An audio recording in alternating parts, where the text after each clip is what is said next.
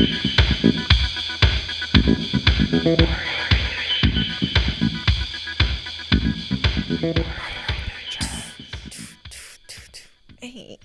Welcome back.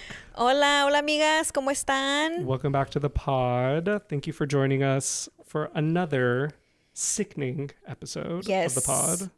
We hope you enjoyed last week's random episode. We were in Palm Springs. No, sorry. I was in Palm Springs. You were getting pepper sprayed. I was getting pepper sprayed. We'll get into that. Yeah, we will get into that. So we are sporting a new themed fit. Yes. I texted Linda and I was like, what should we wear? And I was like, what did we do? Our interpretations of Y2k. I feel like we're giving two different kinds of Y2k for sure. I feel like you're early and I'm more like when we were like in middle school, high school. Okay. Is that still Y2k? I would feel like that's like Laguna Beach.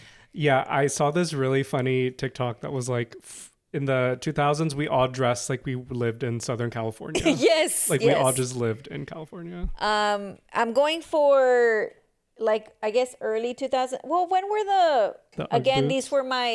these are my fake Uggs, my Fugs. When were they in?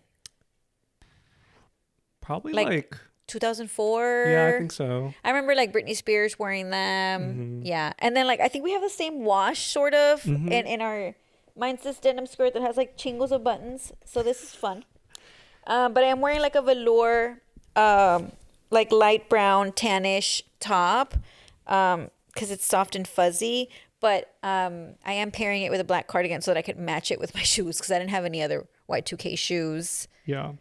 Well, I was getting dressed. I was like, God, I wish I had like Vans or like an Ed Hardy hat or True Religion jeans. Did you ever own anything Ed Hardy? No, I didn't have money for that. So that's expensive? I think so. Okay. Well, I guess if the celebrities were wearing it. You were like, I had Ed Hardy. I wish. No. And so then I Googled like Y2K hairstyles and this little number came up. So I just put chingos of gel in my hair and then straighten it because I was wearing a ponytail. So, you know, like when your hair does that thing. Mm-hmm. So it's really annoying. There's probably bumps in the back of my head. But like not in the front. On the back of the head. But you can't see. And then I'm wearing these cute heart-shaped pink, light pink, rose. I'm wearing rose-colored glasses, you guys. Woo. You know what look I really liked from the early 2000s, which is problematic, is the chopsticks in the hair. That looks kind of cunt. I may have worn chopsticks in the hair. I mean, we all probably wore something. At some point, yeah. They were in. Yeah. Did you ever wear one of those crinkly blouses that stretched? Yes, I had one. It was like halter top-ish where it did like tie in the back and it was purple. Mm-hmm. And I wore it to like a school dance one time and I thought, dude, flat as a board, but I thought I was hot as shit. You're like, these titties are out. Nobody can tell me nothing. Yeah, Y2K, it's back. I don't know how long it's staying for, but when I look at the children out there, they're definitely, I'm like, it's like a flashback. I'm like, oh my God, like you're dressing like we did in middle school. Yeah. I mean, I never did this. I never did the pop collar. I don't think I did. Well, no, I didn't either. But my senior year of high school was the year that they changed the dress code to wear polos and like khakis or black pants. So I do like my senior year was like a lot of Hollister polos. Mm-hmm. If you didn't have a Hollister polo, you were poor. Yeah. That was my standard. Well, I thought about doing two polos layered, but the colors weren't matching. But again, I felt it's always like a light blue and like a white. It's like yellow or that turquoise blue. Yeah. Mm-hmm. Totally. Man, I haven't been in a Hollister in a minute. I know I haven't either. I have not either. You think it's still dark in there? Probably. Oh, lights off. You don't even know what you're buying. I feel like if you're very sensitive to sights, smells, and sounds, that place is not for you. Oh, because it also just like chingos of cologne and perfume in there. It's dark, expensive. Yeah. I saw this, I forget her name, but she's one of the girls who's a millennial and she'll do those like throwback videos. And she's like, me at Hollister, like hoping to like get scouted as a model, or me at Abercrombie. She's just like by like the shirts. Yeah. Like, Did you ever see that Abercrombie documentary? I did. Where it's like they talk about like the type of people that they wanted to hire, that they wanted to have up front, and there were your like upfront models, and there were your like in the stock uglies, like who were in I the wasn't back. even probably good enough to be the in stock uglies. I'm like, everybody's beautiful here. What are you talking about? But they truly just meant like buff white guys get to stand outside. And then I think there were a few girls of color who talked about being hired, but they were still In the back? yeah, they were very much like, you're pretty, but like this white girl is better. You know who else did that? Was that Brandy Melville brand? Do you know of that one? No. So I know that there's a Brandy Melville up at the Domain here in Austin. And I didn't know about that brand because it is very like Oh, isn't it like one size? yes, That's like small but it's very sizes. like seashore-ish, like either you Coastal yacht or you, grandmother. you yacht or you don't kind of stuff. Their big thing was that everything was one size, which was crazy because people are different sizes, and then people would go like they'd be looking for their size, and then they'd be like, oh no, it's one size, but it's a one size if like you fit into that. And that was like a whole other thing because they did the same thing with like the type of people that they would hire to sell, to have in front of the store. Like these corporations, that's all they care about. We only have sizes 1, 3, and 4. You can try Sears. Is that what she says, right? And Something like, yeah. I think the store was called like 1, 3, 4 or something like that, which I don't think those are sizes. Isn't it like 0, 2, 4, It 6, really 8? depends because I've seen a size 3 before in like jeans or dresses. So I don't really know where that comes. I don't wonder if that's like more like of an imported size. Maybe. It's doing the math from like what you are in the 20s to what you are in like the single, the smaller digits, like the 2, 4, 6, 8s. That's tough. Yeah. Because I never know the conversion. Even like buying shoes in Mexico, the sizes are like in 20s and 30s as well. And you're like, I have no idea what this means. Yeah. Again, I'm not trying to sound Momona, but there's certain designers that I like that are like European or whatever. They're different from American sizing. So now I have to go off of like the measurements of the shoulder, the length of the top, let's just say, or the sleeve, which is actually better because then I'm like, I know what I'm getting myself into. You know what I mean? Like, do I want it to be oversized or not? Like, oh, yeah. I feel like I really got into the oversized thing, and now I'm kind of like, I kind of want to like be a little bit more tailored about it. So now I have to pay attention to that stuff. There's some side when I'm like shopping online, it is definitely like I'm gonna measure, but I feel like I don't even get it right when I measure myself. I'm like, this still doesn't fit the way I wanted it to. Yeah. That's what happened when I was trying to shop from this random site. I couldn't even name it now. It was from the UK. And I was trying to get outfits for Beyonce, and I bought like 7 things, and like nothing was fitting because I just was getting the measurements wrong. Because I was trying to follow the size chart, or it's like the model's wearing this, and so I'm like, okay, the model's wearing that. I had 2, 3 more inches here. I'm like, whatever, didn't fit. I returned everything. Yeah, I hate that, and then it makes you feel like something's wrong with you or your body, or like my body's weird. Yeah. It's just hard to shop for everybody. It's just so hard to shop when you're so tall and thin and beautiful. It's just so hard. They just make jeans for tall white girls. They do. They really do. Yeah. Not for us. Flaquitas and chaparritas. Yeah. So not to get into the hard stuff too quickly, but we did mention you got pepper sprayed. Maybe let us know what happened. It was, I remember just like yesterday. So this was about a week ago here in Austin. As a lot of you may know, this is, you know, probably if you are following us, you're probably seeing very similar takes on your algorithms. ICE is here. ICE is fucking around. ICE is kidnapping and murdering people, and they're the true terrorists out here. And from a point, like from where we stand, we're always like wondering like what can we do? What should we do? And so my husband and I went to the Austin chapter of Democratic Socialists of America. Yeah, that's right. Here in Austin, we went to a meeting at Hole in the Wall where they're basically just giving you information. So it's like, if you feel helpless, what can you do? You phone bank, you call, you write letters, you do this, you do that, and they're just giving you all of those resources. They're giving you QR codes. They're literally handing scripts to you so that you're like, if you don't know where to start, this is a good starting point. And they also had this like table to make posters because there was a couple protests going on, and I have protested before. So I was like, I want to, we have time, we should do it. Let's do it. We're free, and I made a poster. We met up at a protest downtown Austin on 8th Street. I don't remember the exact name of the building if you do. But it's where yeah, it is a pickle building, and Ted Cruz is an office there.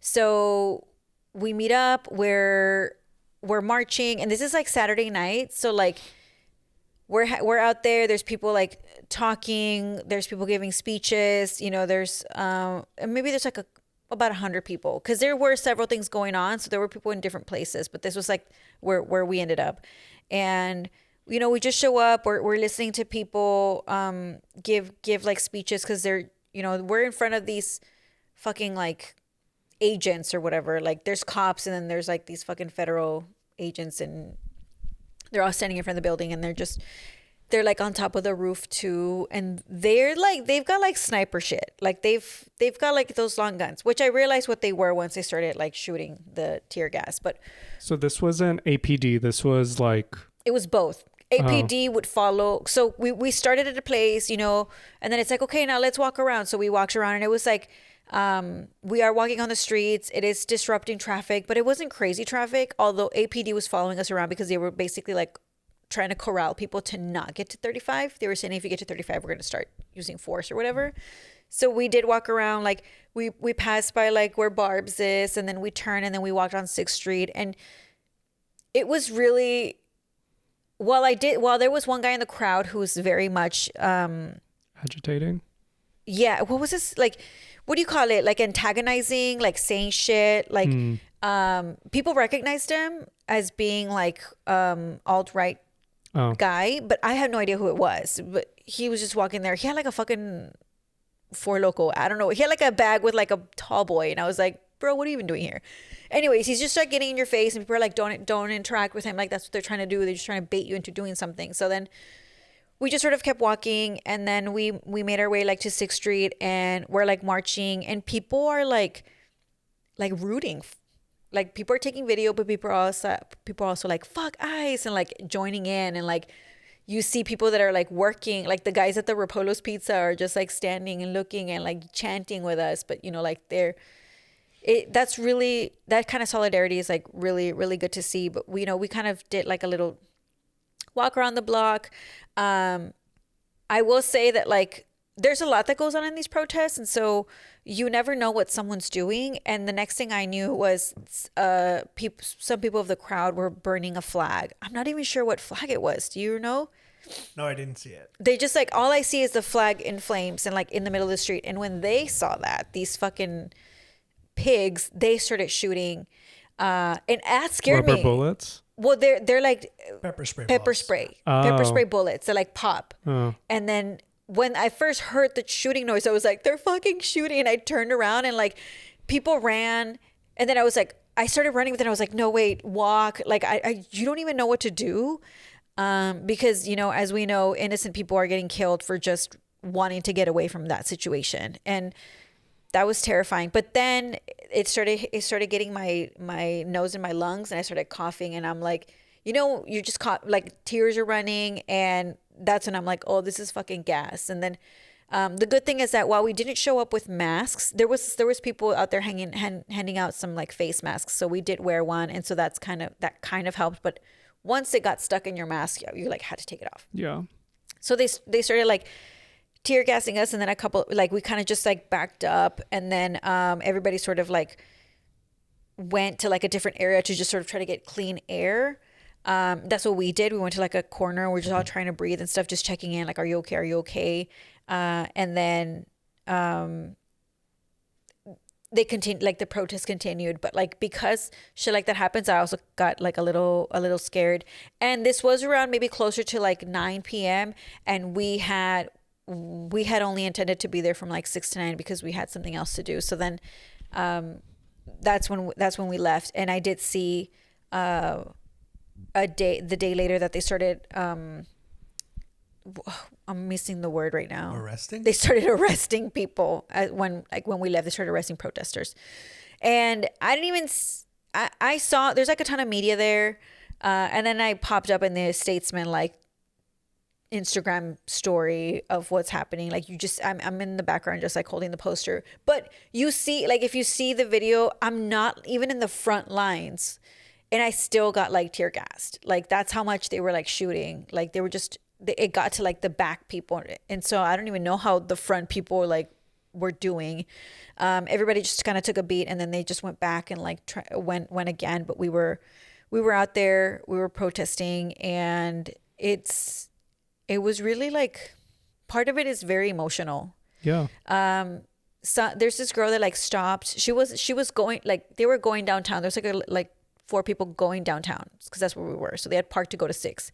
But they walked by the protest and they stopped by, and she comes up to me and she's like, I'm from Chicago. Like, this is so triggering. Like, she's like, I can't believe they're fucking doing. She's Latina too. She's like, I can't believe they're fucking doing this. And then shortly after they started like tear gassing. So I'm like, these people who are like bystanders who were just walking, like also got tear gassed. Like, that's how much they don't give a fuck about people. And everybody like, we're yelling at the cops of like, you're supposed to be protecting us. Why are you protecting them? They just kept saying like, back away, like we'll use force, we'll do this, we'll do that. And it was just it's important for people to show up, but it is scary. Yeah. But tangent to politics, it's just like more like a funny thing. Did you know Farrah Abraham, right? Teen Mom? Oh yeah. Did you see she announced her candidacy for Austin mayor? As a what? Republican, Democrat? Did she say independent maybe? She didn't say. But okay, the funny thing is that like she's saying this on a call to TMZ, and this just happened like in the last week. She's like, she's in her car first of all, and she's doing like a FaceTime, whatever, like with TMZ, and they're like, "So you're announcing?" She's like, "Yeah, I'm gonna," because she's like, Spencer Pratt announced that he's gonna run for California, governor or mayor of LA. I think he said mayor. Oh, okay. But she's like, "So I want to do for Texas," and then she's like. The election's coming up in 2026, and on live they correct her, and they're like, no, they're like, call the city of Austin, like whatever, and then in that same moment, they're like, oh no, actually we've just confirmed the election for mayor isn't until 2028, so you jumped the gun. And she's like, I love that I jumped the gun. And that's so fucking awkward. She's like, I'm getting a 2-year like head start. Yeah, she's like, well, then maybe somebody at the office told me it was 2026, so somebody just probably gave me the wrong information, but I love that I jumped the gun anyways. And it was like, oh my God, this is so embarrassing. Well, do you remember when we worked at a marketing agency together? Yeah. One of our clients had her on his website. That's true. For, was it Veneers? Veneers. We won't say who the person was, but I just remember the but I remember you telling everyone in the practice. office Because she had her own testimonial and shit there. Yeah, That's funny. wasn't there also like a realtor? That's the house that they loaned her probably to film. I feel like a lot of these like businesses, I remember they would have like their celebrity, and I'm like, that's like barely a celebrity. Oh yeah, I know of another brand who has like Hulk Hogan, and it's like, okay, but he's dead. You can take the quote off your site. Oh yeah, he died. And he's a racist. And he's racist. Remember when his daughter like tried to be like a pop star? With Paul Wong? Yeah. Hell yeah. I mean, she was a pretty good singer. I don't know why it didn't work out for her. Maybe because her father was a racist. I don't know. He ruined her career for sure. Yeah, and she was pretty, and like she had a hit with Paul Wong. I think she like could have made it if maybe that wasn't her father. I see your lips moving, but they don't say Yeah, something. there you go. They don't really care about us. That's what I remember. I had my first panic attack yesterday. Love. Yeah. Congrats. You guys, I had my first panic attack. Okay, tell us how it went. So I don't know what I thought a panic attack was. I thought it was going to be like directly related to like if I had a breakdown or something, but it started, I guess I was already feeling nervous, and I don't know if I've talked about this before, and this is kind of embarrassing to admit, but I'm a hair puller. Okay. And that's not good because Like just head hair, or you do eyelashes? Head. Do you do head. Okay. So, which is scary because if you pull your hair hard enough, it won't grow back. So I am trying to stop doing that. So I was already doing Not that. me looking for bald spots. My hair's too thick. You can't see it. That's been a benefit to me is having thick hair. But so I was already kind of doing that. I guess I was just feeling anxious. And I mean, I guess anxiety always lives in our body and it probably comes out and we don't even notice, Yeah. right? So I don't think I had a specific trigger, but I was just kind of pulling my hair, feeling nervous. And then we recently, I think last night it got like down to 30 degrees or something. It got like really, really cold. So I think the weather changed, and then I started to feel like I wasn't breathing correctly. You know, like when your nose is stuffed and you're like, I can't breathe. And so I kept thinking about it, and I kept taking big breaths. And then I had to go into the bathroom where Luke was taking a bath. I was like, I feel like I can't breathe. And he's like, oh, you're having a panic attack. So whenever you do that, like Luke, the veteran. He's like, welcome. he's like, I just had one or I'm yesterday. having one right now. Yeah. So whenever you're having a panic attack, it's important to distract yourself. So he gave me some ice to put in my hands and then had me chew ice. That didn't help because I felt like if I sat down and just did that, I felt like I couldn't breathe even more. So I had to like walk around. So I was pacing and then had to like take a hot shower just to clear my sinuses. And then I felt better after that. But I mean, my idea of a panic attack was like super severe. And then Luke was like, no, they can be like small like this. They don't have to be like a, you know, that's what I thought it was. And I think if I was more anxious, I probably would have ended up like that. But I think I was in my right mind to be like, okay, something's happening. Like I need to do something about it. What ultimately helped for you? The shower helped, and then listening to a podcast. But having Luke instruct me was beneficial because Just talking you through it. Because I think if I was alone, I probably would have started panicking. Okay. Yeah. I think in the moments that I felt like that, like, well, now I have my friend hydroxyzine, so I'll pop one of those when I feel it. Yeah. But I remember asking the doctor, and he's like, you take this when you feel anxiety coming on. I was like, no, I don't want to feel it at all. How do I just avoid it? Yeah. But no, he's like, you take this when you start feeling like it. So like, I guess there are some tells. Sometimes I think I can tell, but I think sometimes I can't. And I feel like sometimes Ricardo like tells me that I'm doing something. I don't know if it's like pulling my hair. What do I? You'll take if you're wearing like fake nails, you'll take your nails off. You'll twirl your hair a lot, or you'll put your hair in your mouth. You'll like do this clicking thing with your nails. Oh yeah. Like Dolly Parton. Like I'm always like so many things. ASMR. And they're so annoying. Okay. Well, it's because I want you to feel good, and then I know when you don't feel good, but you always tell me, no, I'm fine. And I know you're not. That's the part that's annoying. Do you do this? Okay, so whenever I feel upset, or let's just say Luke and I get in a fight, his first instinct is to like touch me, hug me, and I get this feeling of like, don't fucking touch me. Yeah. I don't know where that comes from because I think I do want to be comforted, but that's self-soothing. That's like you like trying to regulate your emotions like by yourself. Quiere llorar. No. I mean, no, like I know exactly what you mean, because it's like like sometimes I'll internalize it because I just want to make myself like, I'm like, oh, I know I can make myself feel better. And I think that según the therapist on TikTok, that comes from like our parents not comforting us when we're younger, that we had to do it ourselves. I think for me, it's not that like they didn't comfort me. It's like I never told them that I needed comfort. I was always like, I can take care of it myself. Like when yeah, but like what got you there? Like your therapist, it's like, no, I think that happened before that. I mean, I don't know why. Like, so like when I was getting bullied, like I never told my parents, but I don't know if it's because anything they did. I think it was more like you know, like I wasn't going to tattletale because then I thought it was going to get worse. Because nobody likes to tattletale. Yeah, like Yeah. I don't snitch, Yeah, you know, yeah, that yeah. felt like that. But I mean, we did talk about like when you're younger, you know, it's very Mexican, like they don't want anyone who cries, you know what I mean? No vas a llorar, like Right.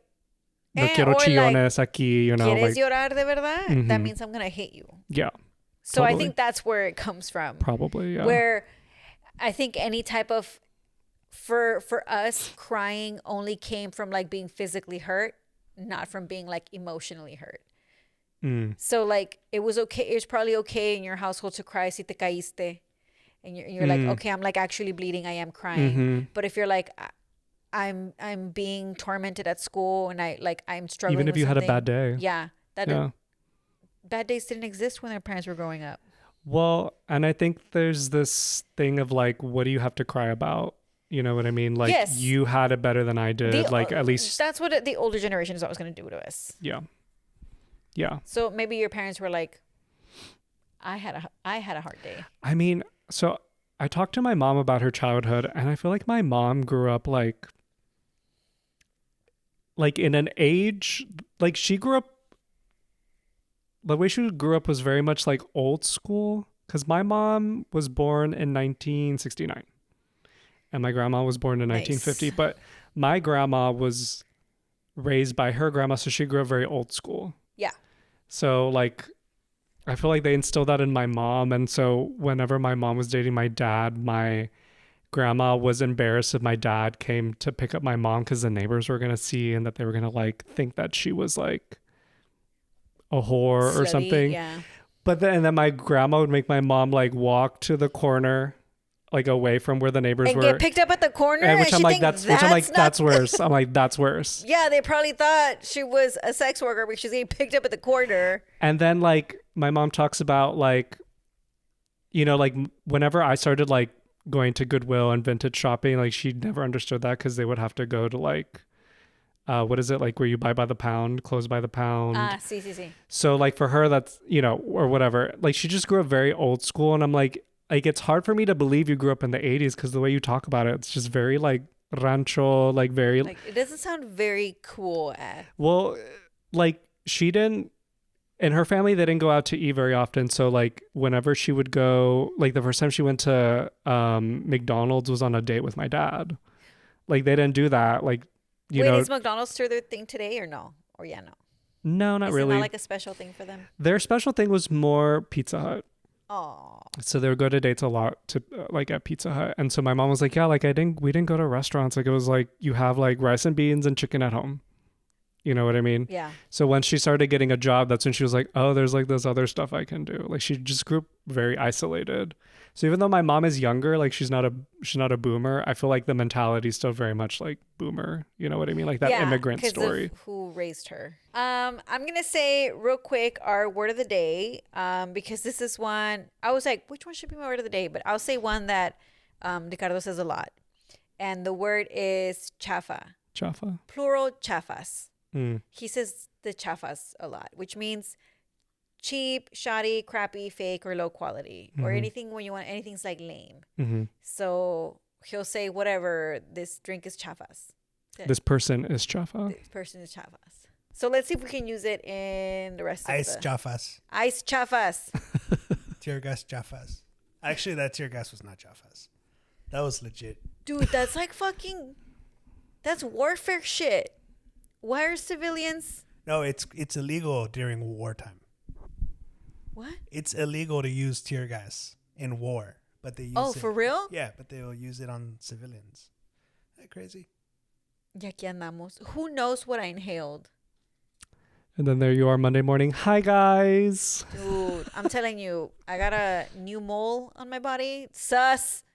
A new mole? Yeah. Oh. Salió un lunar. Cancer chafas. I'm going to see if that's from the chemical they doused us in. But okay, let's get to, anything else? Oh, wait. I want to share something funny.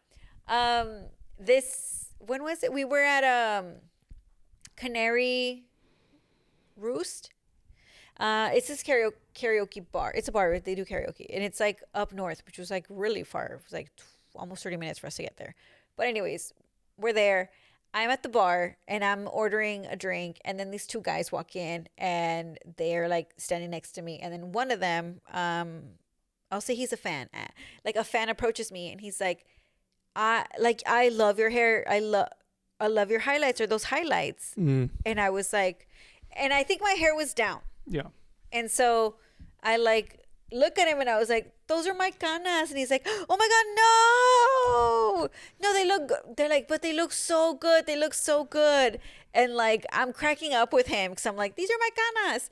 And then I look back at the table and I think like Ricardo and like the like friends were like staring like, who is she talking to?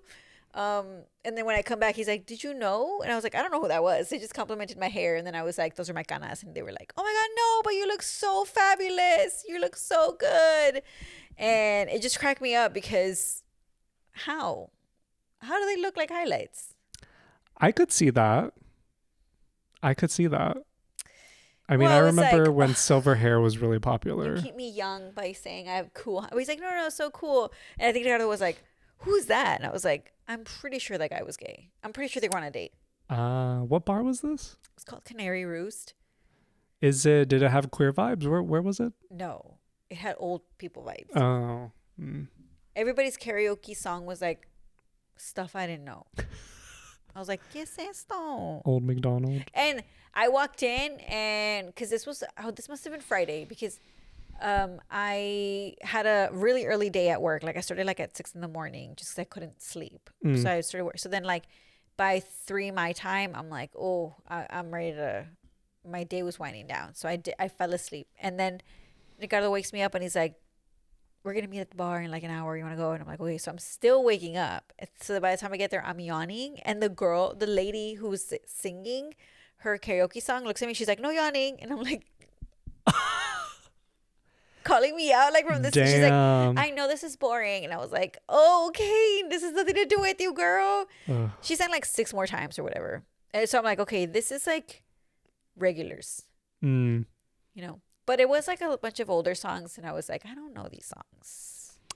I think it's interesting how much you love karaoke, because I just don't. I think it could be fun. I'm saying it not as like judgmental. I just think it's very like it's very brave, because I'm not brave enough to like go up Not there. even if you were like tipsy? No. Okay. No. Yeah. I feel like I can admit that I'm not a good singer, but I'm like, this is fun. But I didn't karaoke that night because also I was like, okay, I do feel kind of weird right now. Like, I don't think I want to go up there. So I didn't. Yeah. Like if you're a pop star, you're like, you guys, I can't. Like you're going to do a post. You guys, like my throat. I'm resting my voice. I'm so sorry. Like we'll refund your tickets, you guys. You'll see me at the next world tour. Yeah, I apologize. This hurts me so much. I never do this. I never, to my fans. Yeah. Yeah. Love it. Okay, let's get into some Chisme time. Chisme time. Chisme. So we got this Chisme from, let's just call her Carolina. And it starts with, so in college, I had a friend group of 4. Picture this: Chad, white guy; Robbie, Latino guy; Natalie, Indian Muslim woman; and me, Latina baddie. Nah. That's what she put on there. Chad and I were roommates in college, and we were in the same major / classes as Natalie. Robbie also had the same major, but he was a year ahead of us, and we only met him through the gay straight alliance at our school, but we quickly became good friends as a foursome. We graduate and all go off to different parts of the country, and every couple of months we make it a point to have a group video chat to catch up. About 4 years go by after we graduate, and by this point we probably video call maybe 2 times a year at most, not as often as before. Natalie convinces me to come to her city and that she'll help me find a job. So I moved across the country and lived with her for about a year while she helped me find a job, and we are really close during this year. After that year goes by, I move out to my own apartment, so we don't see each other in person as often anymore, but still text occasionally and still have our video chats with the whole group. About 3 months before I moved out of her apartment, she meets a guy outside a club who asks for her number, so she says fuck it and gives it to him. Let's call him Matt. Matt is Chinese, definitely not the man her parents want for her, as they prefer an Indian Muslim boy. Matt texts her constantly, and in her words, at in her words at the time, she's not really that into him, in quotes. And he's being weird, also in quotes, because they had gone out once and he was already sending her weird love song lyric videos on YouTube. Like what they have in the nail salons. What? Like they always put like videos with like... Oh, I see. Okay, yeah. After I moved out of her place, she officially started dating Matt. So I guess he grew on her.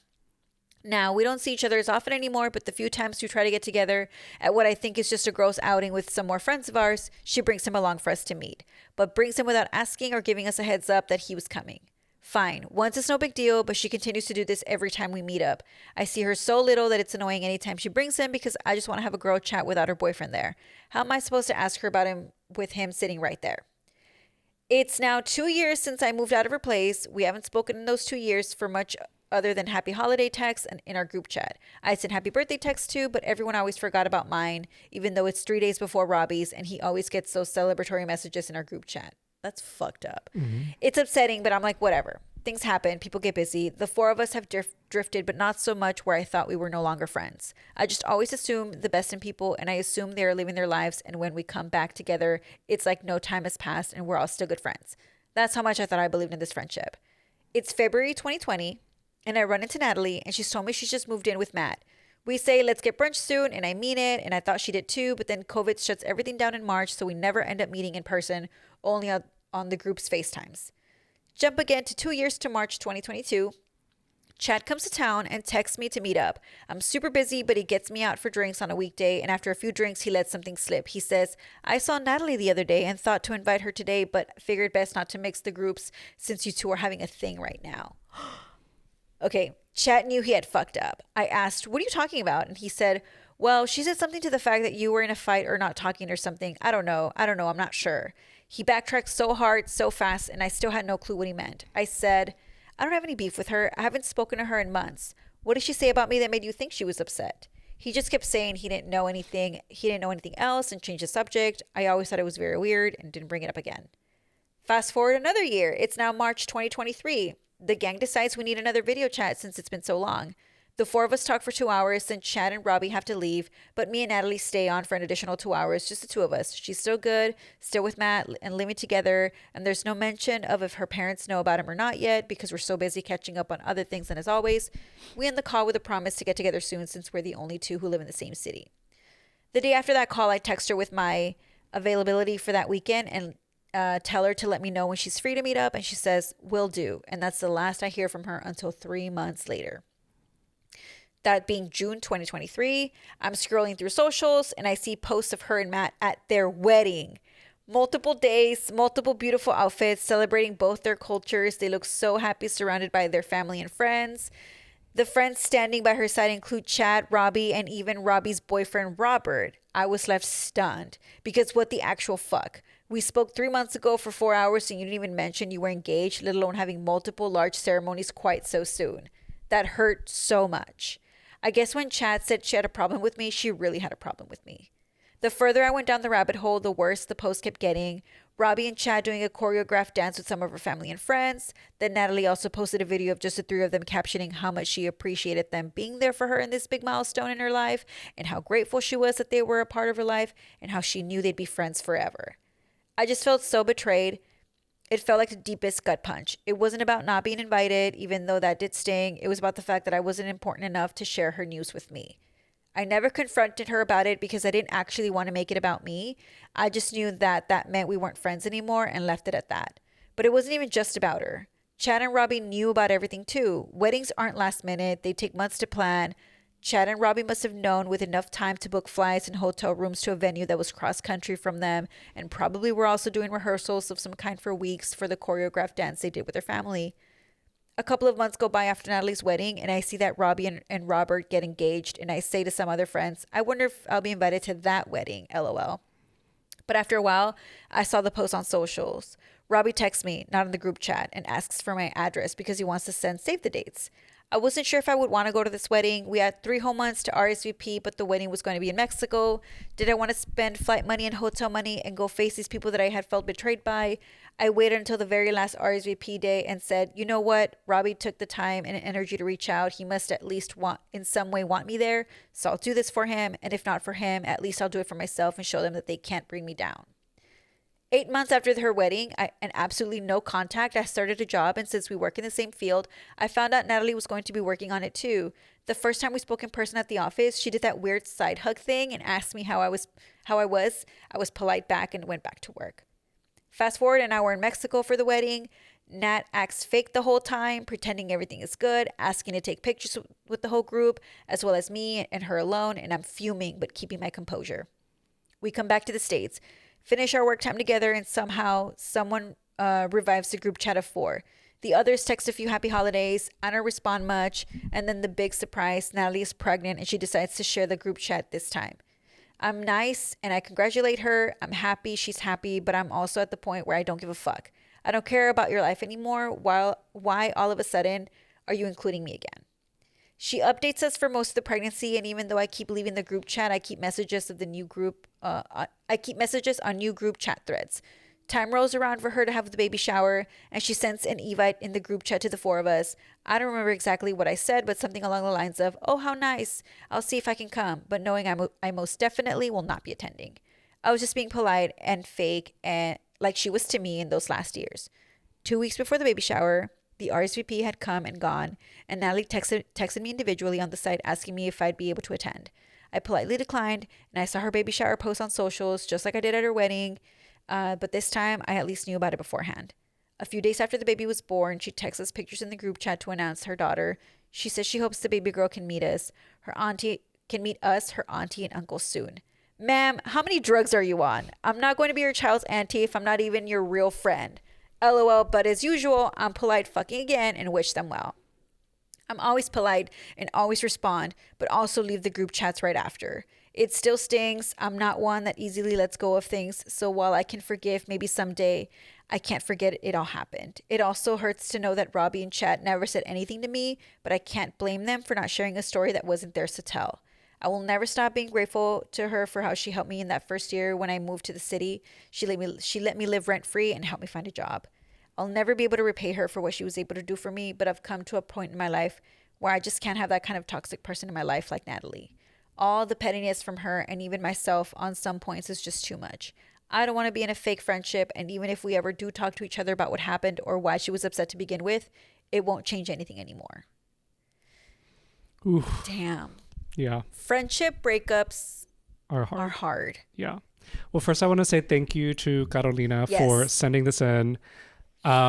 We did have I had a side conversation with Carolina when she reached out, and she talked about how this was very cathartic. And so this was much longer. She's like, it just was like spilling out of her. So that's kind of what I wanted to touch on really quick before we go into this isn't to make anyone feel bad. It's not, I know it's called Chisme, but I think that we want to give people an opportunity to talk about this stuff, because I do think, especially a lot of women, as you saw in this, she talked about being polite. I'm polite. I'm just going to be polite. And sometimes I think it's okay to be like, you know what? Fuck this. This person fucked me over and they're in the wrong and I deserve better. So we don't want this to be like a smear campaign for anybody. We would want this to be like, we want people to share their stories, and hopefully some of our listeners can, identify with some of this and hopefully feel like they can maybe change their circumstances or feel better about the circumstances that they're in. I mean, friendship breakups are hard. They're harder. I guess they're hard even if you do know what went wrong or if you don't know what went wrong. And I've definitely been in that situation where I don't have a person I considered a best friend or was my best friend. We don't even talk anymore. Yeah. And that sucks. But in this story in particular, like, do you think Robbie and Chad should have said something?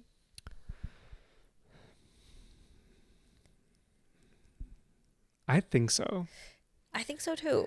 I think so. Especially, I don't think in like any start like drama kind of way, but more so like, hey, she's getting married. So if I was one of them, I would have told Nat that Carolina feels like very hurt, or I could tell when I told her about the wedding, she felt very hurt that she didn't like that she wasn't invited or hadn't even been notified. Because if they are friends, then that kind of stuff should probably, Yeah. it's okay to discuss that stuff. I did detect some shadiness on Nat's side for the friend to be like, oh, yeah, I heard you guys still have a thing going on. Like, I mean, she's running her mouth about Carolina it. never said anything. Yeah. So she was like, I'm catching up with you, my friend. And then Yeah. the friend's like, oh, I heard that you guys have a little tiff going on. And like, that's the shady part, because then it's like, what is Nat's version? Mm-hmm. What is she sharing that she doesn't have the gall to share, to go directly to Carolina and like hash things out? Yeah. I mean, I think unfortunately some people just are passive aggressive. Yeah. I mean, what I think maybe the subtext here is maybe I feel like Natalie felt like Carolina wasn't making an effort maybe to like get to know this boyfriend, or I feel like there's something that Natalie was clocking that Carolina didn't know she was doing. And that doesn't mean that Carolina like did it on purpose. I think there are just some people who are like, can you believe that she did that? And they're never going to say anything about it. Also, like, your boyfriend doesn't have to come to everything. Yeah, no, I don't. That's what I'm saying. I don't think Carolina's in the wrong at all. I just feel like we're all intuitive, right? Yeah. Probably Natalie maybe was like, yeah, I can tell that my friends aren't into him being here. And she probably got defensive and felt like there was a beef. Yeah, that's a possibility. But I feel like Nat should have also clocked that, like, hey, I should hang out with my girls, or I should hang out with my friends without my boyfriend. Like, he doesn't have to be there. And I mean, too, there could be a undercurrent of like, she's just not a girl's girl. The fact that she felt more comfortable with the two guys in the group versus Carolina could be something in there too. Oh, yeah. It just sucks all around. Yeah. Because, like, everybody's sharing, their updates. And also, nobody remembered her birthday, and it was 3 days before somebody else's birthday. It's fucked up. Yeah, for sure. I mean, I think that the thing that's heartbreaking throughout this is that she kept saying like, well, we were such good friends. But then when you kind of see people's actions, well, then it's like, very clear you're not that close, or they're not prioritizing you. That does make you wonder, like, oh, I thought we were friends. Like, actions speak louder than words, for sure. So I think I mentioned that like that show I Love LA like looked really stupid. I actually watched it. Did you and like it's pretty good. But okay, so one of the things that I notice about them is they're always like, oh my God, I love you. You're so amazing. I love you. I love you. I love you. Yeah. And I think we talked about that too. That to me, that's like a red flag. I think this feels very much like that. Like, oh, we're on a call and I love you. And oh my God, like that's amazing. We should get together. And then like behind the scenes, there's just shit talking. There's sidebar conversations happening. Mm-hmm. So that's why I think, what are your friends doing? Not just what they're saying. Like, what are they doing to you? What are they doing to reach out to you, to make you feel good? Like, and, what do they say? Like, people tell you who they are by their actions. Yeah. No. You know what I mean? Yeah. I think, like, really similar, and I'm not going to go too much into it, but my best friend at the time, like, she moved like to a different state, and I didn't know until weeks after she moved. Yeah. And it was because somebody else told me, and it was not the exact same situation, because how I found out was not like a group friend or whatever, but like I feel like I had seen this friend kind of consistently. Like, I mean, we didn't work in the same place, we didn't live like super super close, but we would make plans to like hang out and like go grab a drink, whatever. Like, but then there's a time where one of my I had a coworker at this job that like knew her from a previous job, and I was like, oh, that's cool. Like, yeah, like it's cool, you know her. Yeah, that's my best friend. And then he very like offhandedly is like, yeah, it's crazy that she just like moved, right? And she's like, and I had seen, I think I had seen at the time like a story where like she was like the location was, but I also knew that she traveled a lot. So I was like, oh, she's probably on vacation. Cool. Good for her. And then like, he's like, yeah, it's crazy that she's like already over there. Like we miss her. And I was like, wait, what? And then we were texting. I was like, hey, so-and-so made a reference to you being in. Honestly, like this is like how the best way I'm trying to like recollect the conversation, but I feel like I had texted and being like, hey, like I heard this, what's going on? And she's like, oh yeah, it's been like almost 2 weeks now. I didn't tell anybody, just family and work. And for me, I was like, oh shit, I thought I was family. And I was like, oh, okay. And then I think that was like a crack that to me was like, oh, I'm not that important in your life. Okay. Yeah. I had a different perception of the friendship, and that's on me. Like I'm like, okay, that like, okay, that's not where I thought we were. I thought that I would have been, okay, maybe if I wasn't the first one you told, that's fine. If you told your family first, but I always thought that I would be like, okay, tell me too. Yeah. We had been through so much, and I was like, oh, okay. Well, I'm glad you're living it there. I don't know. I don't even remember what I said, but I was like, oh, cool. And then like slowly conversation trailed off. And then I just realized that I was like, oh, I don't think we're friends. And this wasn't like a fight or anything, but I'm like, I don't think we're like in that wavelength anymore. And that sucks. Yeah. That sucked. That stung, but that's also a reality, I think. Yeah. I mean, I think a lot of people feel like that too in romantic relationships. You're probably seeing somebody and then out of the blue, they're like, yeah, we're like really good friends. And you're like, we're like fucking, or like we're doing this and you want to be friends, you know? It's that, I think you feel it like in your chest first and you're just like, oh, okay. It's you and realize. I think for Carolina, it was just like, oh, maybe we weren't friends. Like as close friends for me to be considered like as part of your wedding and all that stuff. Like, and that's sort of like all of the events that happened, like, oh, like now you're pregnant and now you're having a baby shower and like you're kind of inviting me, but I don't know.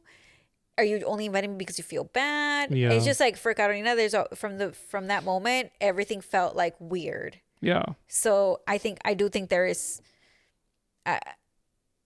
something of like, it won't change anything anymore. Yeah. And I mean, I think that's a very like grown up perspective to be like, you know what? I don't want to do this fake shit anymore. Yeah. I don't want to pretend like I'm not her or that, you know. And I think too, like a lot of us feel like we need to like confront the person and we need to like hash it out. But sometimes, you know what? It's just not worth it. And sometimes it is just, like I said, like, I just had a different perception of our friendship. Yeah. You had another perception. It is what it is, and that sucks. Yeah. But unless there's like I feel like if there was like a true fallout, that should have come up. Like if Natalie had a big problem with Carolina, that should have been a conversation. Yeah. Rather than like this really long, weird back and forth, being in the group, not being in the group. And then working together, kind of. Yeah. Ooh, yeah. And that a must have side been really. hug? That must have been really weird. And a side hug. Just don't even touch me to begin with. Just disrespect me already. Yeah, just like do this to me with, hey. Yeah, just give me the finger. Yeah. That'd be way more personal. Call me a cunt, whatever. So, yeah, I mean, I don't know. I think we've all been there. And then, admittedly, I have also been the ghoster in friendships as well. Why? Why would you ghost? I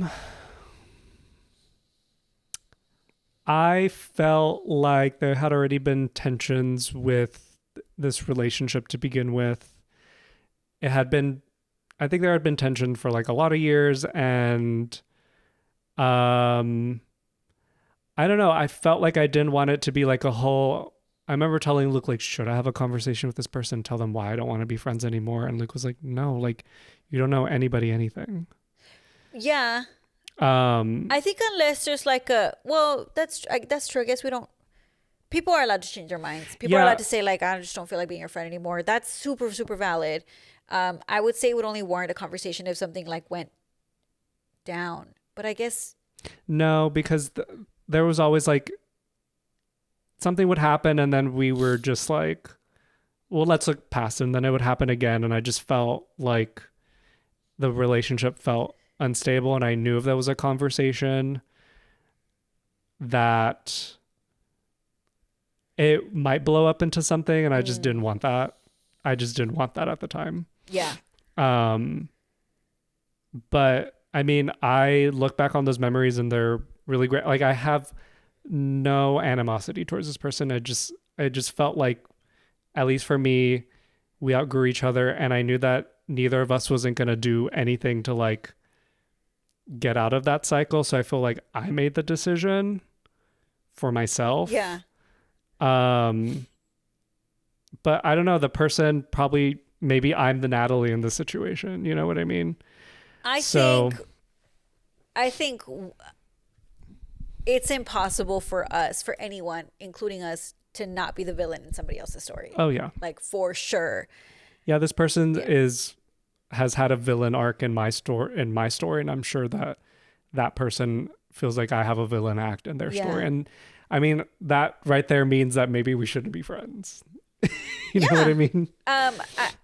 In my situation, like what happened to like my friendship too, like I'm also not like, I don't hold on any animosity either. For me, I think it was more like, oh, we're not as close as I thought we were, which sucks, but it's fine. Like, what am I gonna do? Like, I'm not gonna beg you to like include me in your life in that way. So that's fine. But sometimes I guess it is possible. Like, maybe I'm the villain in their story too. Yeah, I mean, I think that's the hard part is like, I mean, would you want to know what you did if you did anything? Would it change anything? Like, well, I don't think it would. It would change. It wouldn't change the fact that we just haven't talked in years. Yeah. And that we're living different lives today. Mm-hmm. Like, it is what it is. But I think that if I did something like egregious, I think I would want to know, because it's like, oh, maybe that's a learning lesson for me. Like, I don't think that this person did anything egregious to me other than like they just stopped talking to me, and it's like, oh, okay, well, I can't blame you for that, because nothing, as far as I know, nothing happened, and I thought we were cool. But that also tells me like, hey, you're not, me to myself, you're not that important in that person's life, and that's okay too. It's like I said, like, as much as it stings, as much as it sucks, and as much as you want answers, it's okay. Like, it's okay. Yeah.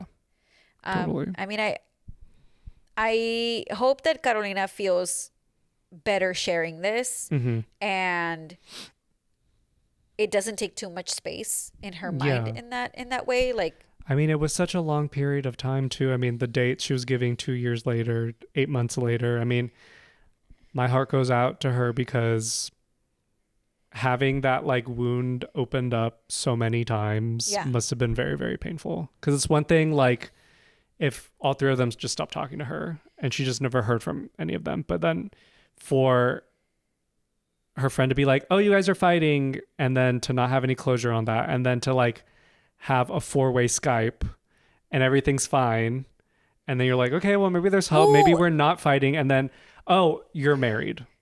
It's just always like the wound is being sewed up, and I guess that was shit. Like, okay, like how are you gonna stay for 2 more hours on the fucking Zoom call or whatever, Kiki, for 2 hours, and not say that you're about to get married? Yeah. I mean, maybe she was trying to avoid the awkwardness that it's like, you're not invited to my wedding. But I feel like Carolina is probably mature enough to understand that she's not invited to the wedding if they haven't spoken in that long. But if it's just like, hey, I'm actually engaged and I'm going to get married soon, and it's like, I think she would at least be like, oh, that's awesome. But that's only because, I'm only saying that because they were talking for like Yeah. 2 hours. Yeah. And it's like, how does that not come up? Yeah. How does that not come up in your catch up? I get the sense that her two guy friends were probably the ones who were like, well, we should all get together. Or like, maybe you should invite her to the baby shower. Oh, yeah. So, yeah, I mean, I don't know. It's tough. I feel like, again, like humans, we're all imperfect animals. We're all trying our best. And I'm just glad that like she feels like empowered to be like, I don't need this shit. Yeah. You know what I mean? And I think it's good that like she is, I think in the similar vein, like she doesn't hold any animosity, and because she's like, I will never stop being grateful for how she helped me that first year when I moved to the city, and like helping, like living rent free and finding the job. Like, I think that just says a lot about where Carolina is at, being like, you know, I'm really, really thankful. I'm really, really grateful, but things are not going to be the same anymore. And that's okay. Yeah, totally. Which is probably like the healthy mindset to be like when we think back on friends that we don't have anymore, fun times. Yeah. Great friends. Like, no, like great friendships, fun times, but if it's not meant to last long, that's unfortunate, but then that's also a reality. Yeah. That's just being human, I guess. We can't all be friends forever like the Cheetah Girls. Oh, wait, did they break up? Did they ever fight? Oh, that's probably like the plot of the movie. That they fought. There was probably tension, yeah. That's funny. The way you made it sound is like they're still together now. Wait, they broke up? They're not. Are they not touring? I thought they were still touring, you guys. No. Are they not in Barcelona? Wait, they're like the Backstreet Boys, who are alive and touring right now. Yeah. And totally. they've made it, if they can still stay friends together after all these years. Let us know your thoughts about what you think about this story, how you've dealt with A friendship breakup. Ghosting. Have you ever ghosted a friendship, and why? We definitely want to know why. And if you have any chismes, please feel free to submit them to us. Yes. You can email us at barriobpod@gmail.com and give us the tea. We make up names, so you'll never be mentioned. Yeah. But yeah, send us your story. Yeah. And you can also DM us as you want as well. Yeah. Keep the story short if you can, but if not, if you give us some allowance to edit it, we can definitely do that for you. Wait, so using our word of the day, who was Chafas in this story? Definitely Natalie. Definitely Natalie. Sorry, Natalie. You are Chafa. You know what you did. So check us out on Instagram at Barrio Bitches Pod, TikTok also at Barrio Bitches Pod, YouTube at Barrio Bitches Pod, and then on Spotify and your other podcast platforms, you can find us as Barrio Bitches. See you all next week. Send us your stories, and yeah, thank you everybody. Bye. Bye.